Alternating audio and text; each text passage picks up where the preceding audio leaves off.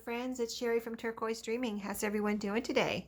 Hope you're doing well and taking care out there. But I'm here with this week's 52 Tags Handmade project, and we learned how to make these little hexagons this week, and I did take on the challenge. So this is my little tag, and I am I would say learning. I'm not an embroidery expert or slow stitching expert by no means. So I did embroidery as a kid and as a young teenager, but I'm really, I would say, having to relearn these stitches. So I did what Anne instructed this week, and I took my base fabric is this blue and white gingham here, and it was some fabric. I still have some left here, and this was some fabric. I received this strip in Happy Mail. And I'm making, my next journal is going to be in a light blue colors. So I thought, well, maybe this could be used in that journal. So I did start with this blue and white gingham that I went and picked out from my fabric drawer. And then I went and picked out one of my sheets, my vintage sheets. And I picked this one out here because it has some blues in it. You can see the blue flowers there, but it has all these other pretty colors too, and I just thought they would look pretty against this blue gingham, and I think they really do. So I used some of that and to make a little hexagon. So what I'm going to do is link Anne's video where she instructed how to do this, or actually it was a tutorial on how to do this, and so she can tell you exactly how to do the little hexagons.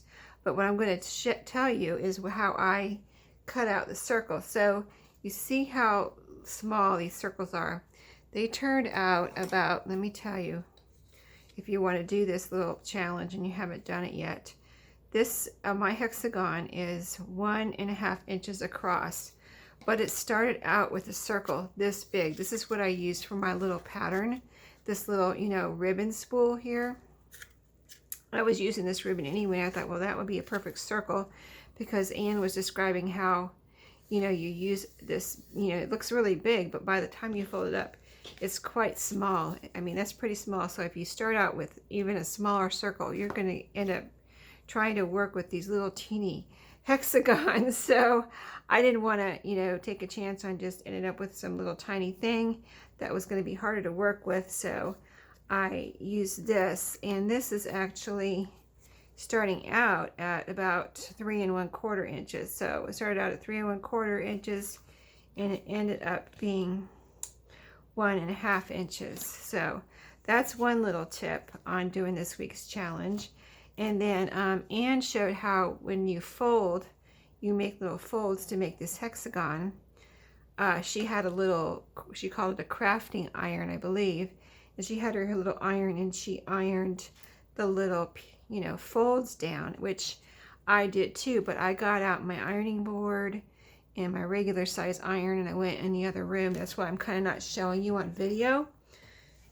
And I took it in there, and I actually also got my starch out. I have, I'll use spray starch on linens and things to make them nice and, flat and crisp. Not crisp, but you know what I mean, just pretty and new looking or whatever. So as I folded, well, first I sprayed a little starch on the circle. Let me show you my fabric again. See here, this fabric here, the sheet has a front and a back. So I just took and put my little circle down there and got my pencil, just used a regular pencil like this, and drew my circle around, and then I cut that out. And I did 2 circles. And so then I took little circles in there, folded on my ironing board, and just used I sprayed some starch on there, and started folding and ironing, and folding and ironing. And whenever I needed more starch, I sprayed some on there, so that it made it nice, and it kept it, folded while I was trying to work with it. So that worked out very, very well. So I wanted to let you know about that. And so then I didn't really even have to pin them together, because by the time I starched them and folded them and ironed them, they were pretty much down. Although, you still have to hold them down, but they weren't flopping or trying to open up or anything. So I put them down here. You put your hexagon up, your folds up. Can you see my little folds there? And then Anne showed how, see, I took my fabric and I sewed the button through. So basically, after you get your button on the middle and sew it through, it's all one step. At least that's how I did it. And you've got this tacked down with some thread. I just used white thread through these vintage buttons here, and that was tacked down. But then Anne showed how this part might be a little, if you don't want this part right here, they're little like, I'm going to call them petals, kind of like petals of a flower. If you don't want your petals to be floppy or flappy, you can do this little stitch here. And so Anne will show you how to do that little stitch. So that was nice, learning how to do this little stitch. And I decided to use blue embroidery floss on that part because, you know, I thought it would go with my whole color scheme here with the blue background. And then I also used blue cardstock to put it down on a tag. So I just, once I got this sewed together, I glued it down. Then I got another strip of my sheet and made a little topper here. But I think it turned out really cute. One other little tip as you're doing, if you're learning to stitch like I did today, Anne shows how you wrap it around 5 times. Now I like the little knots. See how they're kind of not the smallest knots in the world, but they're, you can really see the knots here. I think hopefully it's coming through on the camera and you can see what I'm talking about. But I thought, well, if I wanted my knots smaller, Anne wrapped her thread around the needle 5 times, and then you poke it down and you make your little knot, right? So, but if you want a smaller knot, you could wrap it around, you know, maybe 3 times instead of 5. But I just wanted to do it Anne's way to try it out, and I love it. But I'm just, that's a little tip. I thought maybe next time I would try 3 times and see how I like those knots.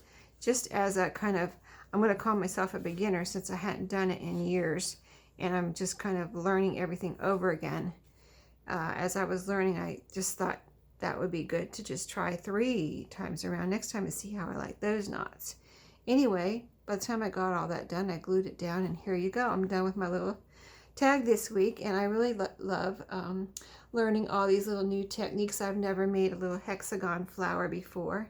So if you want to get some more ideas of, with, you know, from some more advanced people, just either on YouTube or on Instagram, search hashtag 52 tags handmade, and you will see all kinds of beautiful ideas of, you know, much more experienced people than me that have done some beautiful tags. So I wanted to just share that this week. I hope you enjoyed and enjoy my little tips, and I will see you next time. Thanks for watching, and happy crafting.